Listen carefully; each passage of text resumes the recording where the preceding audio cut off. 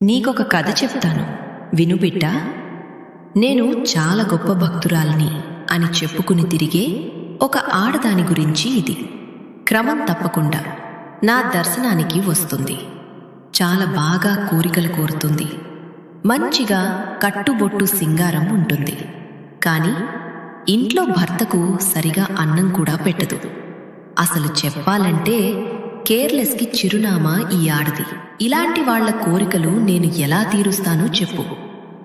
అసలు నిన్ను ఈరోజు ఈ గొప్ప స్థితిగతులతో ఉంచడం అనేదే ఒక గొప్ప విషయం.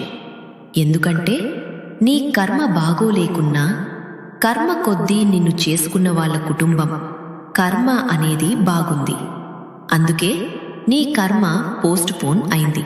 కానీ గుర్తుపెట్టుకో, కుటుంబాన్ని పక్కన పడేసి నీకు నచ్చిందే ఆడతాను, నా నోటికి అడ్డు ఎవరొస్తారు అనుకో.